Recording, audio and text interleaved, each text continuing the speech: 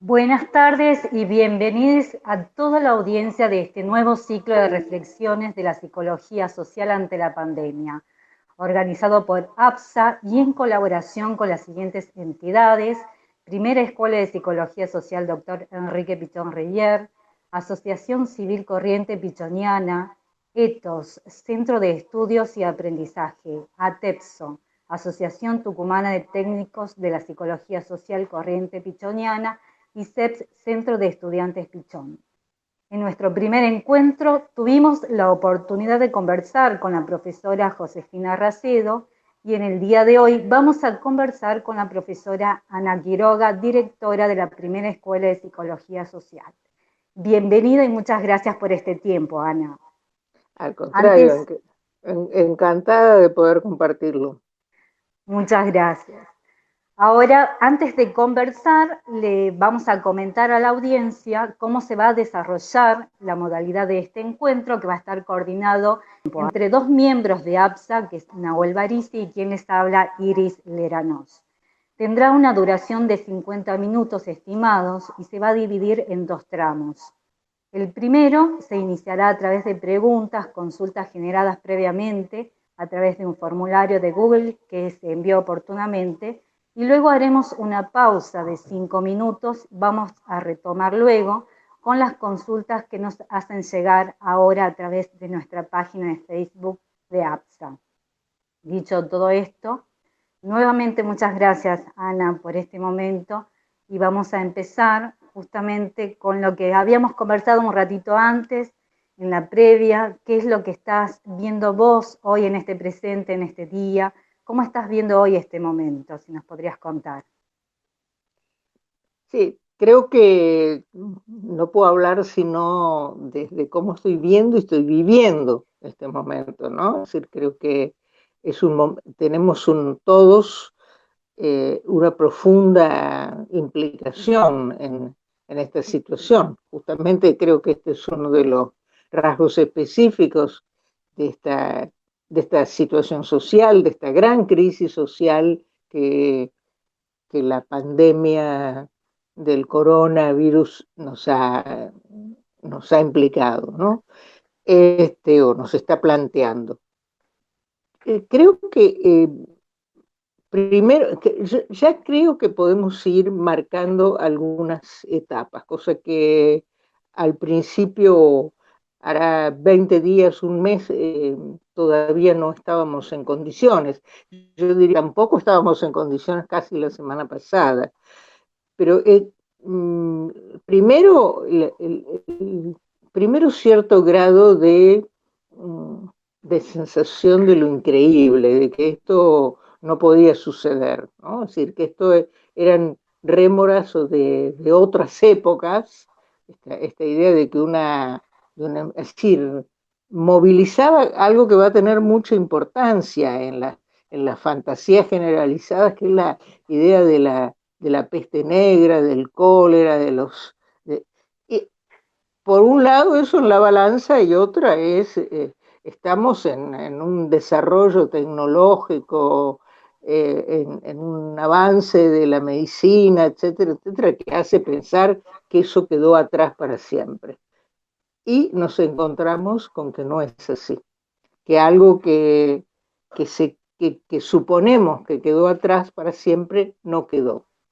Eso desde el punto de vista emocional y desde el punto de vista de la investigación psicológica, cuando uno cree que algo fue superado para siempre y se lo reencuentra, y ese algo no es lo más deseado, se habla de una vivencia dolorosa, muy dura, que es la vivencia de los siniestros, ¿no? Es decir, de que esto que querríamos que había quedado para siempre atrás está aquí delante de nosotros.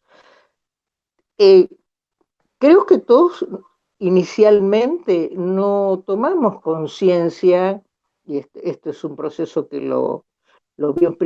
primero lo veíamos muy lejano, China, después se iba extendiendo, etcétera, pero lo veíamos prácticamente impensable entre nosotros, hasta que empezó a llegar de distintas maneras. hasta que tuvimos que asumir que sí, para nosotros es una realidad y más aún va a ser una realidad de mayor intensidad, que va a implicar todavía más formas de adaptación.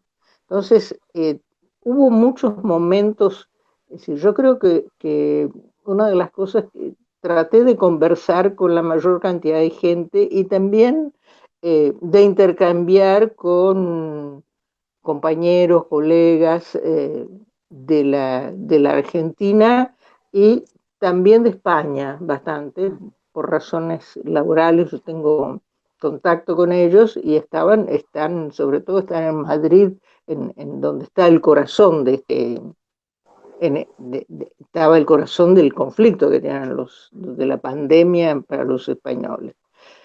Eh, Hay un inicio frente a estas cosas de una sensación que esto fue, primero, el no darle importancia. Cuando se aparece la definición de que una de las formas de posicionarse y de preservarse en relación al- a la enfermedad, al virus, al riesgo, era era que tiene un nombre medio feo, como el aislamiento. Mm. ¿Cómo se llama? Sí, Aislamiento. Sí, aislamiento. Ahora es distanciamiento, aislamiento, que había todo debate. un Sí, debate sobre el tema. exactamente, ¿no? Bueno, esa cosa hasta que empezó la idea de quedarse en casa, ¿no? Es decir, Ujú. vamos a ponerlo en algo más cercano, el no poder salir. Primero, eh, una vivencia de que eso era una cosa de pocos días, que no nos tocaba a todos, es decir, íbamos acercándonos de a poco a tolerar, asumir como esta medida, que en principio era una medida que vivíamos como de otro y restrictiva. Yo creo que es muy importante aclarar, porque eso hace al encuadre de cómo nuestra población puede atravesar esta situación, que se ha probado, que se está probando que las medidas que se han tomado son medidas sumamente pertinentes, ¿no? Son sumamente eficaces. Uno puede conversar, como les decía, o recibir información de lugares con mucho mayor desarrollo en el campo de lo tecnológico, que tuvieron un sorprendente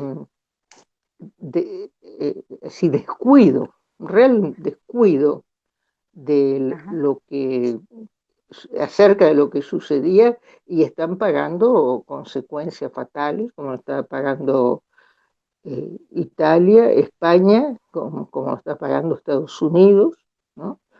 Este, y nosotros, con recursos posiblemente menores que algunos de esos países, creo que se está cumpliendo la expectativa de ganar tiempo, y que ganar tiempo es poder tener una respuesta, y no ser llevado por el caos. La amenaza de caos fue después otra de las cuestiones que apareció, ¿no? La amenaza es muy contradictorio, porque hablamos mucho no aquí, en otros espacios, de esta pandemia como una enorme crisis social. Las crisis tienen todas particularidades. Esta crisis tiene una de sus particularidades, es que es una crisis donde la presencia del riesgo de enfermedad y muerte está Muy presente. claramente, ¿sí? ¿Sí? Sí, no, Muy muy presente. presente. Muy Muy presente. presente.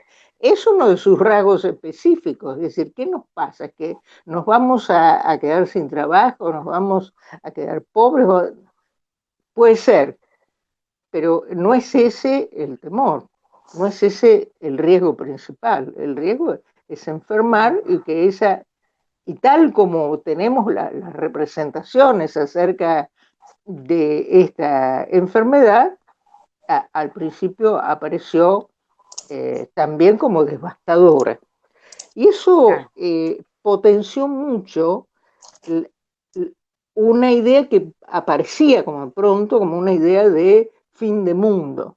Para quienes tenemos una larga historia de vida, de una cantidad de años ya, nosotros hemos atravesado situaciones de crisis, algunas sociales, otras políticas, pero el siglo XX estuvo muy marcado por una fantasía que no era tan fantasía, que era, por ejemplo, la posibilidad de la guerra nuclear y la devastación y desaparición de la Tierra o de la vida sobre la Tierra en pocas horas. Entonces, eso era un fantasma que corría, bueno, y que eso fue llevado al cine, a las distintas formas de expresión y de comunicación, y bueno, todo el cine catástrofe, se relacionaba con esa fantasía, pero la teníamos alojada ahí.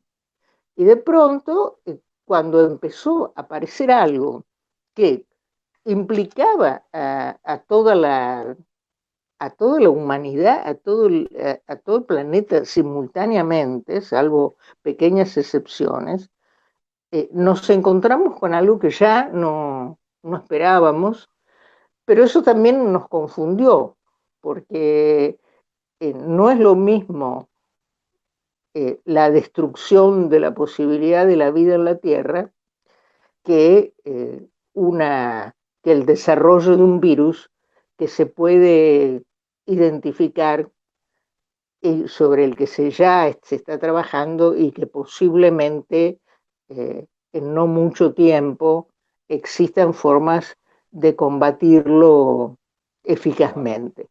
Entonces, hay como un juego de ruptura de lo cotidiano. ¿En qué sentido? En que las rutinas, esto de quedarnos en casa, cuál es el eje de nuestra vida cotidiana, todo eso está de algún modo estallado, ¿eh? Y teniendo que tomar rápidamente otro diseño y otro ritmo. Ese es un aspecto donde pareciera que hay momentos en que estamos haciendo una adaptación a estas nuevas formas, a estas nuevas condiciones, y de pronto aparece una vivencia de irrealidad, es decir, esto está pasando, no está pasando. Eso, ¿qué es esto que nos está pasando, que estamos viviendo, que no podemos salir a la calle, que tenemos que estar a 1,5 metros de los otros? Vos decís, Ana, entonces que sería como una de las preguntas que hace acá nuestros oyentes, que a partir de esta pandemia se está preparando un nuevo paradigma, sería un nuevo paradigma, esta nueva convivencia, esta nueva adaptación, un nuevo paradigma, Nuevo paradigma de convivencia, de adaptación social. Este es un gran tema, me parece muy importante que aparezca. Yo creo que justamente hay esta crisis pone en cuestión muy fuertemente, no es lo único que ha puesto en cuestión, no es el único hecho ni el único suceso que ha puesto en cuestión nuestro modo de vida, nuestras relaciones sociales, nuestras maneras de vincularnos con el otro, es decir, todo aquello que está presente en términos de salud, enfermedad, aprendizaje o aprendizaje en las distintas espacios de la vida social, en los distintos vínculos, en las formas de aprender, de organizarnos socialmente, de trabajar, etcétera, etcétera. Es decir, ha sido un golpe donde es en esa cosa irreflexiva, en ese movimiento irreflexivo de lo cotidiano, esto corta con ese mecanismo, con esa irreflexibilidad, es decir, no tomar conciencia permanentemente acerca de cómo es nuestra vida cotidiana, sino poder ponernos y ponerla en cuestión. Está hecha, ese planteo está hecho desde ahí. Ahora, a mí me parece que alrededor de esto hay una serie de posicionamientos que sería interesante investigar. Para algunos, este hecho ya que está en pleno desarrollo y que todavía no sabemos cómo va a seguir desplegándose, de lo que sí sabemos es que va a implicar pérdidas, algunas mayores, otras menores, pero que en general todos vamos a perder algo, aunque podamos ganar algo también y modificar. Algunos tienen como una imagen idealizada, en el sentido de que este gran cataclismo, yo lo pondría entre comillas, gran cataclismo, pero que este gran cataclismo mágicamente cambia las relaciones, nuestros sí, el cataclismo hizo que se cayera la cámara. Parece que era más cataclismo de lo que pensaba yo. Entonces, este hecho provoca tal grado de conmoción en la humanidad y en la autopercepción de todos nosotros, que a partir de aquí vamos a cambiarlo todo. Y eso me parece... Sí, decime. Finaliza, por favor, discúlpame. Te iba a hacer una pregunta. Sí. Sí, no, en este caso, el tema del cataclismo que estabas diciendo, discúlpame, redondea, Ana, que te interrumpí. Sí, está bien, que esa situación de cataclismo iba a ser per se el punto no solo de partida, sino el elemento, el instrumento, para que en forma acelerada se diera un reposicionamiento, como una toma de conciencia de lo mal que hemos estado llevando adelante nuestras vidas, de lo mal que está organizada la vida social, de las desigualdades, etcétera, etcétera. Por supuesto que implica esa ruptura un grado de conciencia. Ahora, como en muchos casos, en muchos medios, en muchas expresiones de la comunicación alrededor de esta situación que ha concentrado la palabra y el pensamiento de todo el mundo, ahí aparece como un hecho mágico que tiene por sí mismo la capacidad de cambiarlo todo. Y eso no es así. Yo creo que es un quiebre que abre, como toda crisis, la posibilidad de una transformación. Y que de hecho es una transformación. Es decir, creo que ninguno de nosotros vivió hasta ahora esta situación de experimentar en tiempo real todo lo que pasa en el mundo, por ejemplo, en términos de salud, de respuestas a estas exigencias, a estas exigencias de adaptación, a los posicionamientos de cada pueblo, de cada gobierno, etc. Y esta escena posible de la enfermedad y de la pérdida, de la muerte, etc. Pero si bien creo que va a ser un gran canal por el que va a correr las inquietudes y las críticas y las críticas y las autocríticas, las críticas a un sistema, está movido por toda esta situación, porque esta situación remite a muchas causas de lo que está ocurriendo que están en nuestro sistema social, no es una situación que pueda revertirse de manera mágica. Nosotros tenemos que tomar conciencia y tenemos que hacer un proceso de cambio. Y en este proceso de cambio tenemos obstáculos. Tenemos, por ejemplo, otro tema fundamental está bien, por un lado pareciera que por una situación mágica un, un sistema se rompe, un modo de ser en el mundo se rompe, es autocriticado y se va a transformar en otro.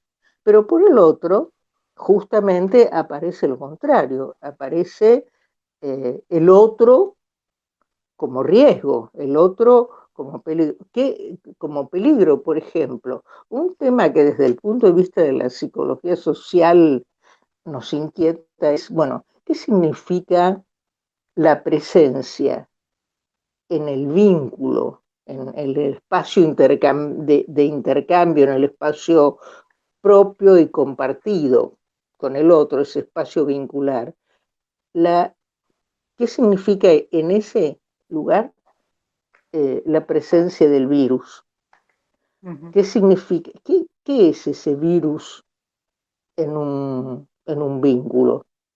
Y también ahí nos vamos a encontrar con una contradicción, porque el virus, el otro es el portador del virus, el otro es el virus para mí, y ahí se afianzarían todas las formas de contradicción y de confrontación.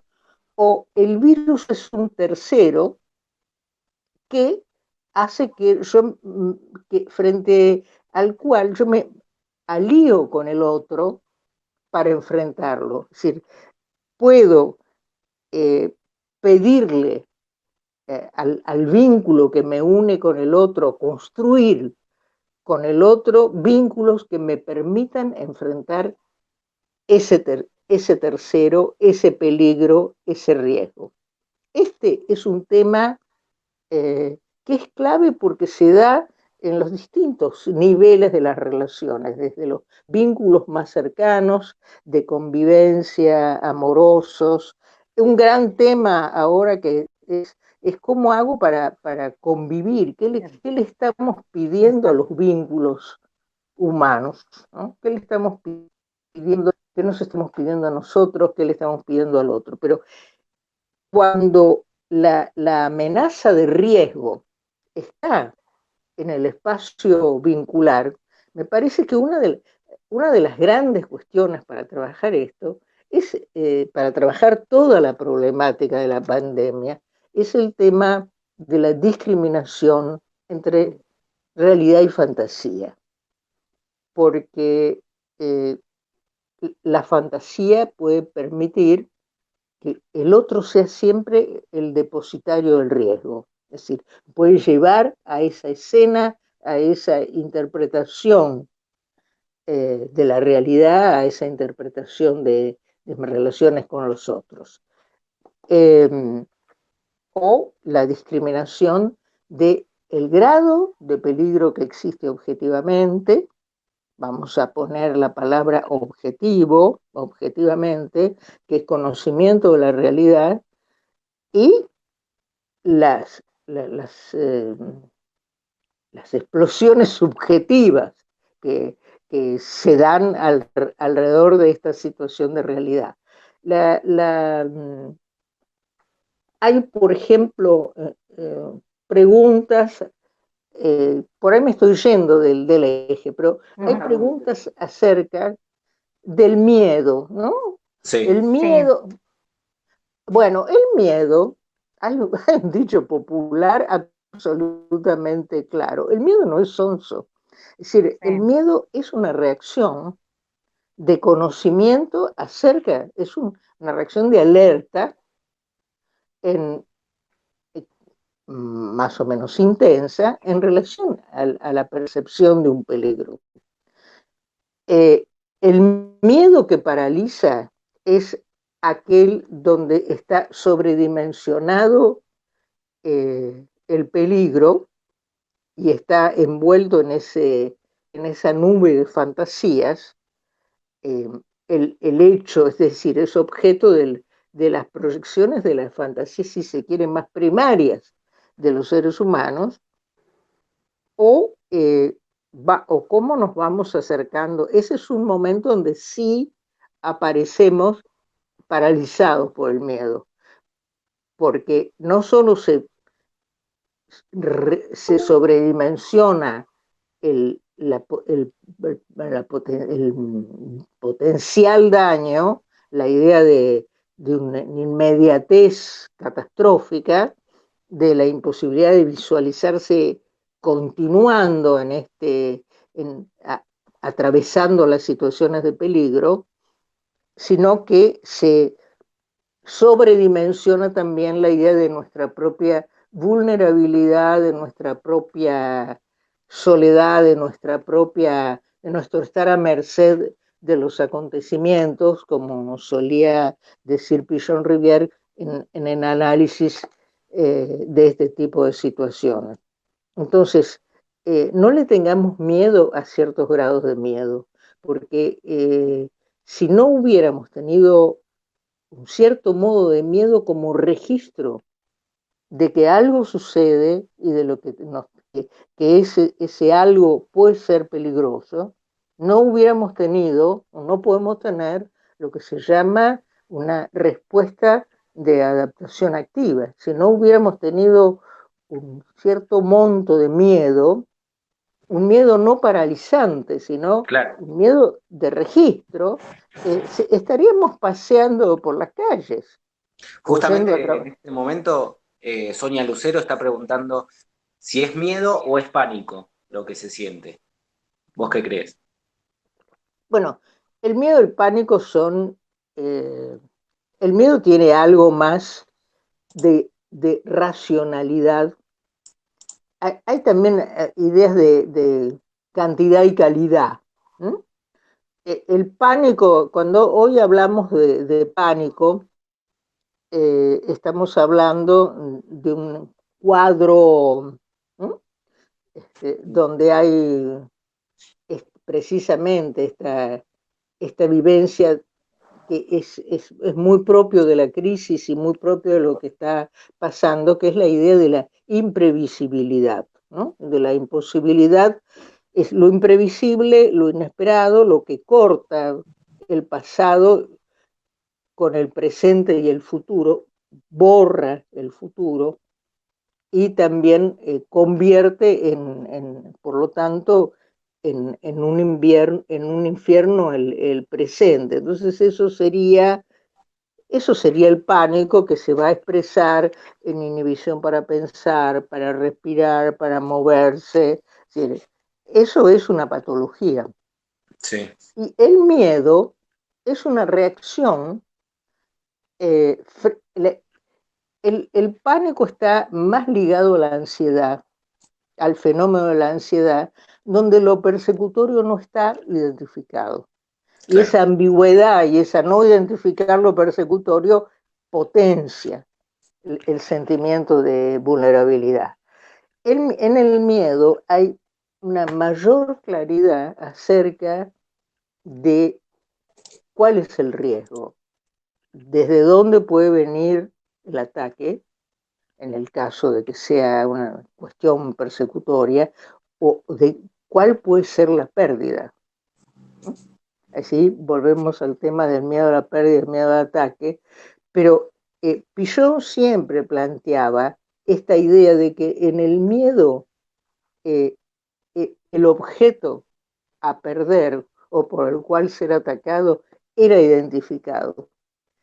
Y por lo tanto, las formas de organizarnos frente a la situación o en la situación de miedo era diferente, con otros recursos, con otras técnicas del yo, que la del pánico, que del el salto cualitativo en el miedo que lo convierte en pánico, o esa particularidad de la ansiedad donde las cosas no se identifican, que eso sí, como decía, es lo paralizante. Ana, te comento que en este momento nos están viendo más de 1000 personas Oh, Eh, me Así voy a que casa. son muchos los Estoy en mensajes que casa. llegan. Obviamente no llegamos a transmitirte todos, pero me parece importante algo que nombraste al pasar, que es en relación al rumor y la fantasía. Vos en tu artículo decís que el rumor viene a ser soporte de la fantasía. ¿Nos podrías desarrollar un poco más esto? ¿Cómo no? Eh, el rumor es una manera de comportarse en las situaciones. eh, el rumor, hay distintos tipos de rumores, es decir, hay un modo, el rumor que es esa transmisión inmediata y masiva acerca de una información que no sabemos si es verdadera o falsa y que en general es falsa. ¿No? Ahora se llama más fake news, pero Claro, sí, el rumor es una estrategia muy antigua. Y, por ejemplo, en la última guerra mundial, se ganaron batallas. Por ejemplo, Ámsterdam se recuperó. Es decir, el pueblo holandés se unió a los sí. aliados eh, y ganó una batalla sobre la base del rumor, porque se fortalecieron ante la idea de que ya habían llegado los aliados y enfrentaron a los alemanes. Así que miren la fuerza que el rumor Que tiene el tiene. rumor. Sí. ¿Qué función tiene el rumor? El rumor le pone sentido a esa situación que estamos viviendo, a esa situación confusional de falta de información, No los de ordena de alguna falta. forma. ¿Cómo? No los ordena de alguna De forma. resolver, de orientarnos. Es decir, el rumor es una supuesta información, a veces más verdadera, a veces más falsa. El, entonces, pero lo que tiene es un sentido de descarga de la ansiedad. Es decir, en el rumor, que puede ser el más loco, ¿m? Ese monto de ansiedad que se hace intolerable se descarga en el rumor. Y por eso, cuando yo decía que el rumor como relato soporta, en el sentido de que lleva hacia adelante, expresa, sostiene Sí. esas ansiedades tan, tan intensas, Ujú. que no le va dando su dramaticidad, se pone en escena la situación temida, ¿no? Exactamente. O la situación deseada, ambas cosas. Hay muchas preguntas en relación a cómo se interviene en la comunidad construida sobre este dolor, sobre tragedias, sobre la violencia que a veces estamos viendo, eh, que está golpeada ya previamente, política, económicamente, como vos decís, esto es una situación que emerge, pero que previamente ya existía, obviamente, agravamiento. ¿Cómo crees que podríamos intervenir nosotros como profesionales? Bueno, creo que una de las cuestiones importantes del intervenir en este tipo de situaciones, eh, y creo que es lo que nosotros hemos logrado como experiencia a lo largo de años de participar en situaciones que tocan a una comunidad, a una sociedad, es primero entender que el padecimiento eh, de un sujeto y el padecimiento en términos de sujeto individual y el padecimiento de los sujetos articulados en una comunidad no es la misma cosa. ¿A qué voy? A que las comunidades no son pacientes y que cuando hay hechos sociales de este tipo, no eh, se sufre, pero uno no es ni puede ser definido como alguien que está atravesando una enfermedad. Y cuando hablamos de una comunidad enferma, preguntémonos de qué estamos hablando, ¿no? O de una familia enferma o de un grupo enfermo. el, veamos qué rigurosidad tienen esas definiciones. Ahora, ¿cómo intervenir? En primer lugar, esto de no tomar las reacciones frente a la situación de pérdida, de crisis, etcétera, como patologías, sino como procesos que están generando sufrimiento. Claro. Podemos hablar de la pérdida significativa que fue para tantas familias la muerte de sus hijos en Cromañón. Sí. O podemos hablar de lo que sucedía en la sociedad argentina durante la Guerra de Malvinas, o de lo que sucedía en la sociedad argentina tras hechos como bueno, toda la represión de la dictadura y genocidios, etcétera. Entonces podemos decir, bueno, vamos a hacer, o por ejemplo, en una cosa más cercana y más acotada, en una determinada ciudad, pueblo, etcétera, empieza a haber como una eh, epidemia o una situación donde se suicidan varios adolescentes. Entonces, allí, ¿cuál es la unidad de análisis? La de esa comunidad. ¿Vamos a decir que esa comunidad está enferma? No. Vamos a decir que está padeciendo y que tiene, es decir, ahí sí, como en cualquier intervención, vamos a unir nuestros recursos, los aspectos más desarrollados nuestros, de quienes intervenimos, con los aspectos más desarrollados y más potentes de los integrantes de esa comunidad, para poder sostener también los aspectos más dolientes. Y entonces ir elaborando siempre en esa discriminación de realidad, fantasía, posibilidad de aprendizaje, adaptación activa. ¿Qué hacer? Por ejemplo, ¿qué hacer para prevenir? Es decir, comprender por qué se produce ese contagio de las fantasías y realizaciones de la muerte en los adolescentes y cómo tiene que funcionar de otra manera esa comunidad para albergar lo que está llevando a esos adolescentes a esa situación. Quizá parece muy truculento este tema del suicidio de los adolescentes, pero curiosamente es un tema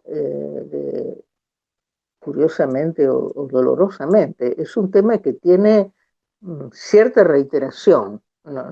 Obviamente, no solo acá, ha habido casos muchísimo más importantes que han sido estimulados por las redes sociales. Entonces, ¿cómo podemos abordar? También pensaba, por ejemplo, en una situación que fue cuando ¿cómo se siente en términos de, es decir, podemos abordar un ámbito, una comunidad, un conjunto de personas o grupos, tanto cuanto podamos explorar cómo se sienten, qué es lo que están viviendo esas personas y cómo se definen en esa posición. Entonces, para mí fue una gran lección que en la Guerra de Malvinas hubo una muy generosa respuesta de las instituciones ligadas a la salud mental. Pero claro, la oferta se hacía de una institución que tenía un nombre y una significación, ese nombre que lo articulaba con la salud y la enfermedad mental. Y la gente no se sentía loca porque sufría una guerra, se sentía angustiada, se sentía sufriendo desde el rol de los que tenían familiares en el frente, se sentían sufriendo los docentes que tenían que llevar adelante una situación. Había una consigna que era que, cada uno en lo suyo defendiendo lo nuestro, por ejemplo, ¿no? Entonces, esa era la consigna para los docentes, pero los docentes, a la vez de que cada uno en lo suyo, tenían que dar consignas de defensa civil, respetando que el docente se tenía que meter debajo de su escritorio y los chicos debajo de sus, miren lo absurdo, ¿no? Sí. Debajo de sus pupitres.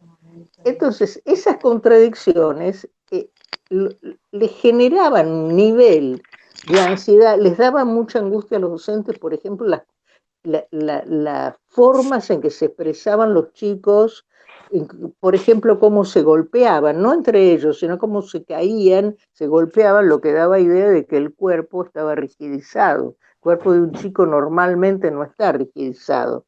Sí. Entonces, ese malestar era registrado, pero no era registrado como patología, porque además no lo era una reacción, un padecimiento. Un padecimiento. Entonces, ¿por qué nosotros tuvimos tanta respuesta? ¿Por qué nosotros tuvimos respuesta en una ciudad como la ciudad de Roca, en Río Negro, de parte eh, de los integrantes de defensa civil, que eran ciudadanos de a pie, que les habían encargado hacerse cargo de sus vecinos? Porque lo que podían sentir era padecimiento, estar abrumados, etcétera, pero no se sentían enfermos. Entonces, lo que necesitaban era un espacio donde, desde ese quiebre de su cotidianidad, desde esa exigencia, pudieran ir elaborando en forma conjunta el problema que los abrumaba. Entonces, eso para mí quedó como marca de la línea de intervenciones que desde la psicología social hacemos, como se hace en relaciones cuando hay un terremoto, cuando hay una inundación, como fue lo de Santa Fe o como de tantos otros lugares, que es que eso que rompe su cotidianidad, de todos modos está entre los esperables de su vida. Y que esa y en los esperables de la vida social.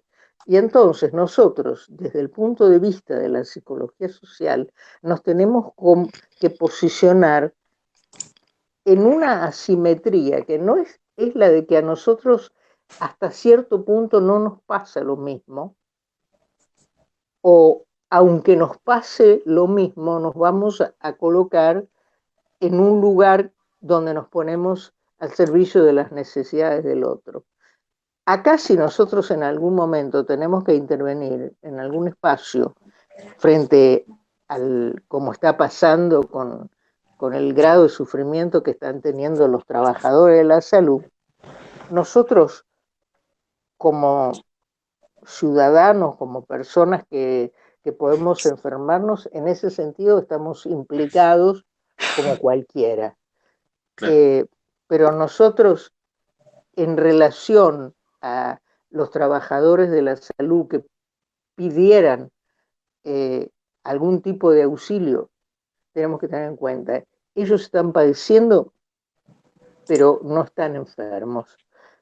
Puede ser que algunos sí, pero es decir, no se han psicotizado, tienen claro, un altísimo grado de sufrimiento, pero no están psicóticos, no han perdido la relación con la realidad ni la capacidad de aprendizaje. Están desbordados por una realidad que, si no los desbordara, estarían negándola. Claro. Eso era lo que le decía los otros días a unos compañeros españoles. Si ustedes no estuvieran desbordados por lo que les pasa,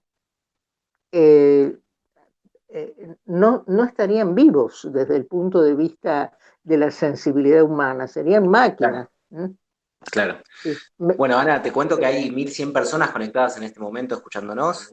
Hay muchas preguntas en relación sobre el rol de la escuela Dice, nos preocupa por la paralización de una de las patas de la escuela pública como espacio donde se rompe con la endogamia familiar y la posibilidad de andamiar procesos de aprendizaje. No sé si querés decir algo en relación a la institución de educación. Bueno, eh, sí, no sabría, no me siento una experta en esta situación. Por supuesto que la escuela pública, las escuelas en general, los espacios educativos son espacios de continencia. Y está en este momento esa función cumpliéndose, es decir, la copresencia, la coexistencia en la escuela, eso es lo que está interrumpido. Pero hay ciertos elementos organizativos dentro de lo que se está desarrollando en la educación que son continentes. Por ejemplo, lo que pasa es que no llegan a todos ni de la misma manera. Si hay una cantidad de posibilidades a través, acá está todo el tema de la comunicación virtual, es decir, la posibilidad de las clases a través de medios tecnológicos, pero lo que no está como posible es la interacción inmediata entre los chicos y el docente, etc.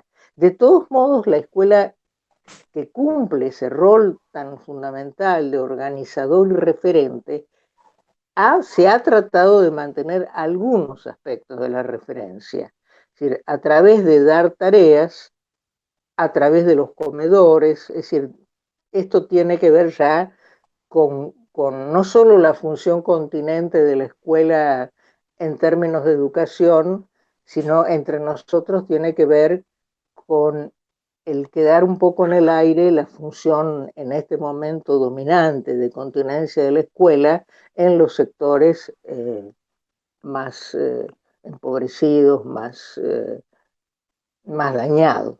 Uh-huh. Bien, si te parece, Ana, lo que podemos hacer es una pausa de 5 minutos, porque hasta aquí hicimos las consultas. Después reconectamos, obviamente, y aprovechamos el corte. Si a las 18 horas la gente que está viendo en este momento la publicación se acerca y convoca y se adhiere al ruidazo que se va a hacer en las ventanas y en los pasillos por la situación de los femicidios, porque en 10 días de cuarentena recordemos que hubo 11 femicidios. Después te vamos a consultar también si querés algo de eso, pero vamos a hacer un corte y volvemos en 5 o 10 minutos. ¿Te parece? Bueno, muchas gracias. No, a vos, por favor. Sí, hay muchas preguntas en relación a las fuerzas de seguridad y el quedarte en tu casa, cómo se maneja eso actualmente, y preguntan si es una excusa para el uso del control. Evidentemente, si vamos a hablar del control social, hay formas en que se están llevando, amén de lo absolutamente fundamental, imprescindible del quedarnos en casa, es decir, del no circular. Hay modalidades de ejercicio de ese control que no son las más adecuadas. Es decir, modalidades, ¿a qué me refiero? Que según las zonas, la forma en que se ejerce el control es más democrático, digámoslo, entre comillas, habiendo sido algunos de esos sectores los más transgresores, no gran cantidad, pero han sido transgresores, como el va a pasear en surf, el hacer surf o lo que sea, pero hay barrios donde es decir, donde hay una cierta un cierto sesgo carcelario, es decir, si lo viera Foucault a esto, diría que está muy claro, ¿no? Que hay sectores sociales sobre los que las fuerzas de seguridad ejercen una modalidad de control mucho más represiva, mucho más hostil. A mí me parece muy bien que no se permita la transgresión, pero me parece que hay formas de estar permanentemente encima de los integrantes de los sectores más humildes o sobre los que más se le adjudica la posibilidad de la transgresión, y a los que más se maltrata, ¿no? Los que son sospechosos por portación de cara, por portación de lugar de vida, etcétera, la forma de ese control social alrededor del tema de la pandemia muestra sí una mirada de clase. Después, la importancia, yo entiendo, y todos la sufrimos de un modo u otro, que es duro el control de no poder salir. Y es también, cuando hablábamos de todas las cosas que se le piden al vínculo, hay algo de lo que se habla permanentemente, que es lo de la convivencia, porque es cierto que hay una distancia adecuada, hay una distancia óptima en la convivencia, y acá esa distancia se ha roto y hay que reconstruirla. Entonces, hay que reconstruirla además en una situación donde por un lado se teme que a uno le pase algo, a uno mismo, se teme que al otro, al que uno quiere, le pase algo también, que se enferme, etcétera, pero además su presencia permanente no es la modalidad del vínculo, ni es lo deseado en el vínculo. Entonces, ahí hay también ciertos privilegios o ciertas estrategias, o están los privilegios de la posibilidad de disponer de espacio y entonces cada uno tiene su lugar, o hay acuerdos a los que hay que llegar, ¿no? Sí, todo vínculo implica cierto grado de negociación, de acuerdo, etc. Acá, en este momento, nuestros vínculos están requiriendo eso en términos de negociación y, como decíamos al principio, también en términos de demanda, porque en esta situación de tensión, de cierto grado de ansiedad y miedo, eh, estamos pidiendo sostener al otro, que el otro nos, estamos pidiendo no, que el otro nos sostenga, tenemos que sostener al otro, tenemos que enfrentar un peligro común, que eso sí nos va a unir, pero a la vez redefinir formas de interacción con redefinir formas de interacción, redefinir no solo formas de interacción, formas de trabajo, etcétera, etcétera. Entonces, descubrir rasgos del otro. Los otros días me reía mucho porque en los muy, muy buenos chistes y muy necesitados aportes de humor que se oyen o que se leen o que transcurren por las redes, En las redes había sociales. sí, claro, que decía, eh, un padre decía, me parece que la cuota del colegio de los chicos ahora me parece baratísima, porque claro, se daba cuenta de todo lo que contenía, es decir, todo lo que él no vivía en la interacción y tenía que albergar de la interacción con sus hijos, de los que tenía solo una parte y que otra parte estaba en el colegio. Bueno, eso es válido para todos, ¿no? Es decir, es válido pero no solo del descubrir lo que a uno le molesta del otro, sino es también una gran oportunidad para descubrir las cosas nuevas o las posibilidades creativas de los vínculos. Claro. Acá preguntan también sobre el decaimiento de los ancianos en geriátricos, que no pueden ser visitados, también situaciones muy particulares de mucha soledad que vamos conociendo a medida que va transcurriendo la pandemia. Y nuevamente surge la pregunta, ¿qué podemos hacer como psicólogos sociales. El, el punto de...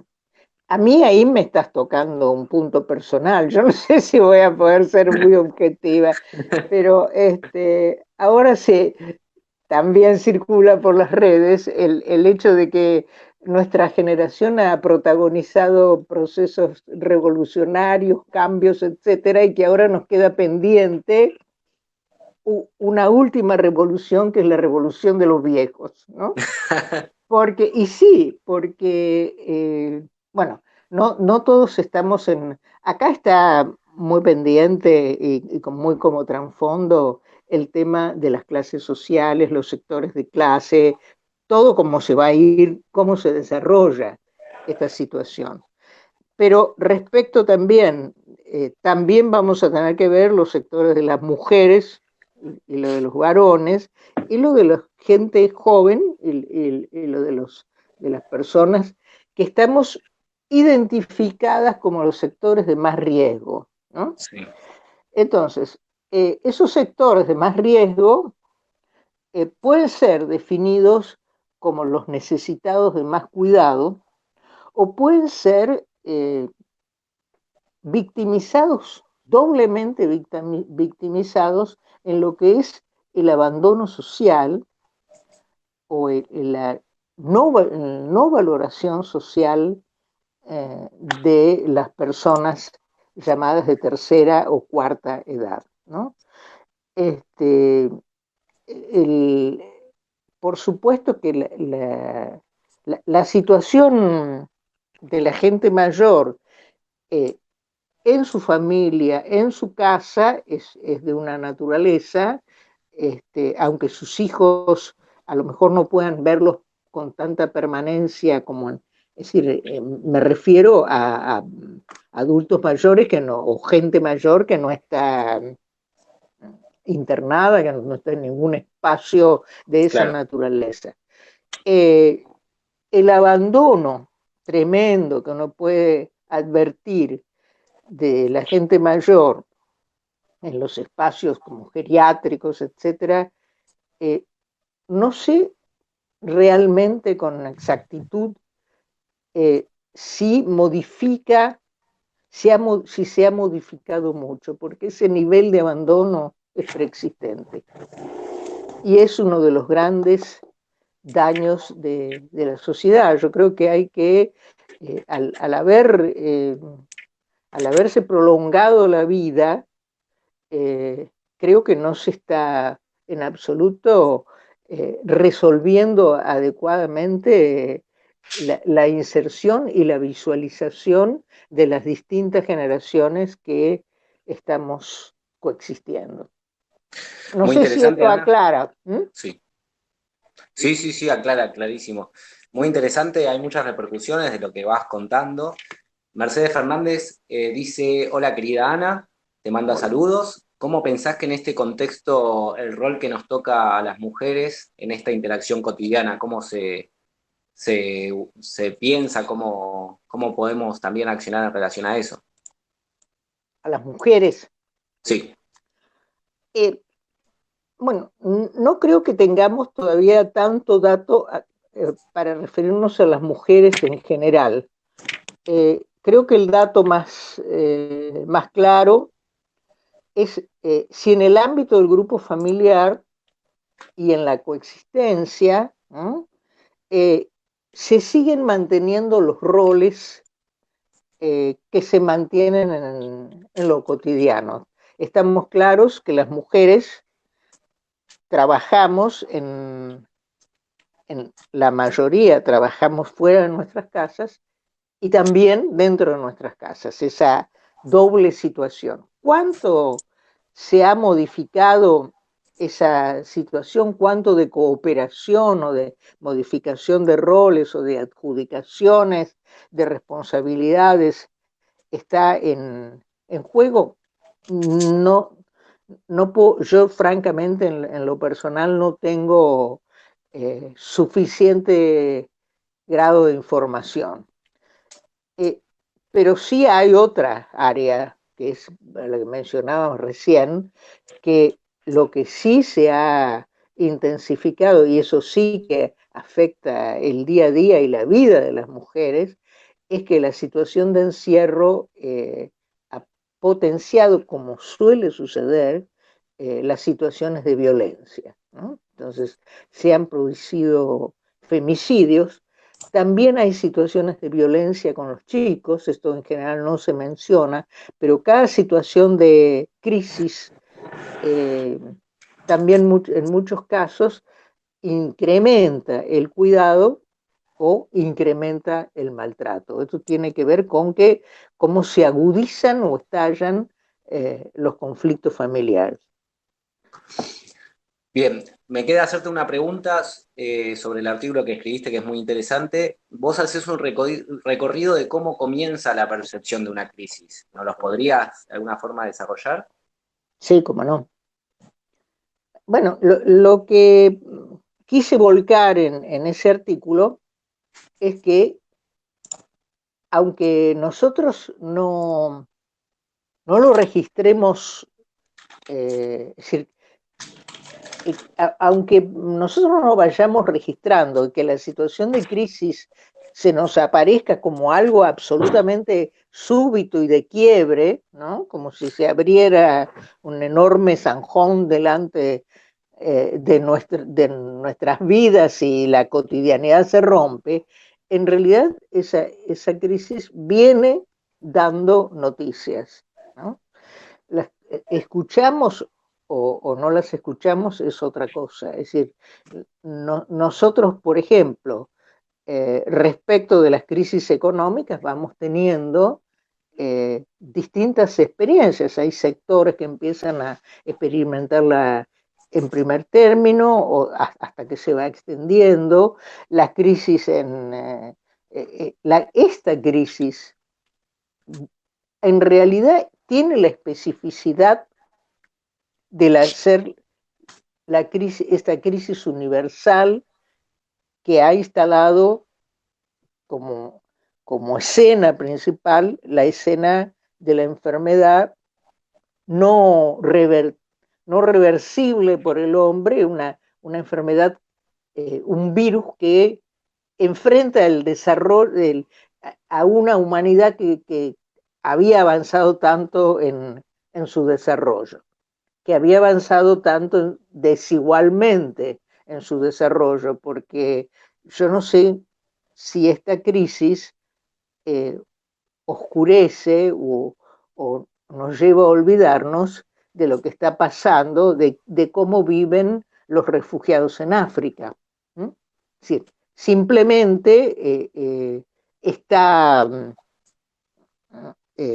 mostrando una nueva dimensión. Pero hay, a lo que yo me refería en mi trabajo, es al lugar fundamental de la cotidianidad, que esa rutina, que ese espacio-tiempo, que eso que tenemos, decíamos, irreflexivamente no porque seamos desaprensivos o locos, sino que no nos ponemos a reflexionar sobre eso, no nos ponemos a analizar cómo comemos, cómo nos relacionamos, cómo hacemos el amor, cómo son las formas de la sexualidad, es decir, salvo que algo irrumpa,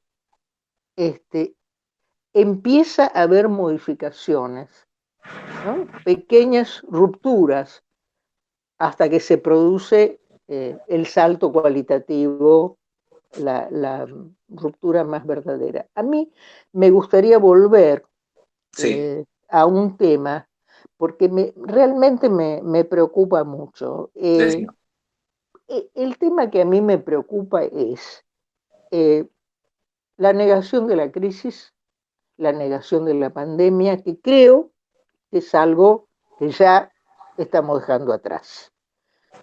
La idealización de esta situación, como oía anoche decir que esto es como la Revolución Francesa. Bueno, la Revolución Francesa fue un proceso social que tuvo protagonistas, clases, que duró una gran cantidad de tiempo y que fue, además que duró mucho tiempo, fue gestándose durante mucho tiempo. Acá, por supuesto, que han quedado mucho más al desnudo las desigualdades sociales, la creo que por ejemplo, creo que tenemos una perla, le podríamos decir, hablando de desigualdades sociales, el señor Paolo Roca, Sí, expulsando de sus empresas a casi 1.500 personas en el momento más crítico de la economía argentina. sí, Bueno, esa enorme desigualdad social que habla justamente de las características actuales de la desigualdad, que es la enorme concentración versus la supuesta descartabilidad de los demás, de los otros, está también entre el... Es algo que se venía poniendo de manifiesto, era y es un rasgo del desarrollo o no desarrollo económico en el mundo, pero y la crueldad del sistema y las impotencias del sistema, el hecho de los quiebres de los servicios públicos, de la salud pública.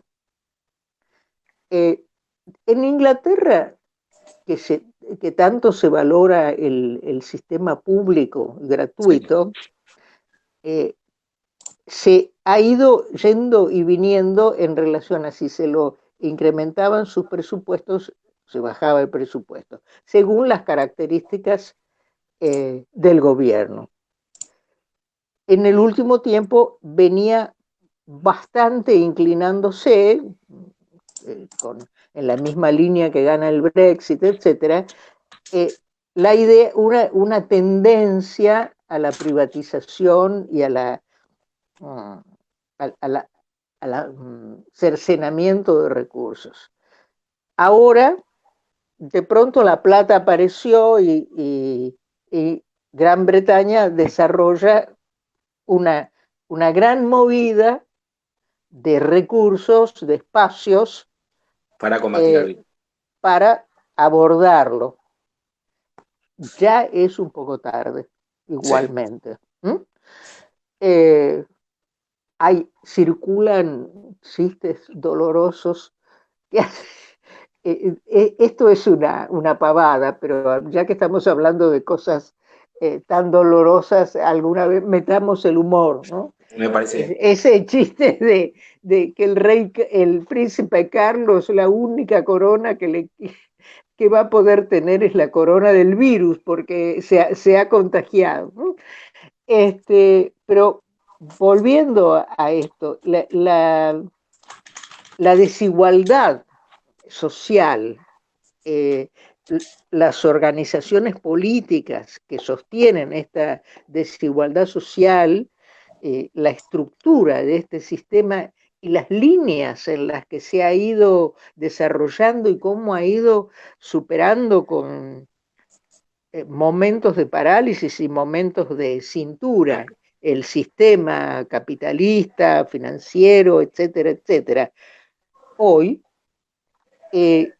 si esto queda más al desnudo, la transformación de esto no es porque va a haber durante unos meses, un año y medio, una pandemia. No se da, eso tiene que ser un trabajo, una producción de nosotros, los integrantes de este sistema social. Sí, no es mágico, no nos es externo. Tenemos responsabilidad personal, social respecto de esto. No nos podemos sentar a ver cómo cambia el mundo. Es decir, nosotros tenemos que asumir la responsabilidad de esa transformación desde distintos lugares. Entonces, esto es algo que me parece fundamental. Ni idealizar de que va a ser mágico, ni entregarnos a la fantasía de la absoluta catástrofe porque no se termina la vida sobre la faz de la Tierra, y sí asumir nuestra responsabilidad como protagonistas de la vida social. Creo que algo de eso se empieza a ver, ¿no? Empieza a emerger muchos cuestionamientos, como vos decías, al sistema productivo, y efectivamente eso se liga a las necesidades propias. Me parece que es un cambio que se está empezando a dar efectivamente. Claca Marián pregunta la negación de la crisis.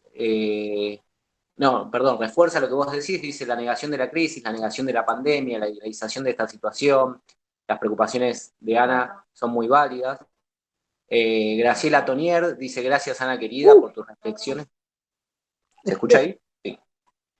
Perdón, decía, entonces Graciela Tonier dice: gracias, Ana querida, por tus reflexiones tan lúcidas que nos inspiran a seguir pensando en estos tiempos raros de pandemia. Abrazo enorme. Marisú Molinante dice: un gusto poder conocerte, soy una iniciadora de la carrera y por tal una admiradora de su escritura. Llegan muchos saludos, estamos reproduciendo, hay 833 personas en este momento viéndonos.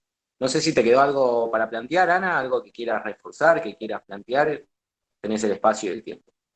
Me parece que he hablado largamente y han tenido la paciencia de escucharme, bueno, pero la verdad que me entusiasma poder pensar en este tema y nadie está exento de sentir los momentos de depresión o de frustración y para mí realmente en momentos que de pronto me sentía agobiada por los hechos, el poder retomar y volver a pensar la temática de la crisis y pensarla en la particularidad de este hecho y poder compartir estas reflexiones con otros me ha ayudado en lo personal también. Sin duda ha ayudado a lo colectivo también, porque en los hechos se demuestra que había mucha gente con la necesidad de escucharte, de tener una orientación. Y vamos a cerrar con algunos mensajes de agradecimiento a todos los colegas y amigos que particularmente están llevando la transmisión directa en vivo, todas las organizaciones que convocaron, que nombramos al principio, a Iris, que está acá presente, toda la gente que estuvo ayudando en las preguntas y demás, aquellos que brindaron todo el tiempo posible para hacer este encuentro realidad. Realmente mucha gente, así que lo vamos a publicar en nuestras redes y después obviamente también, si nos permitís, Ana, publicaremos el artículo que hiciste para pensar esta situación. Sí, cómo no.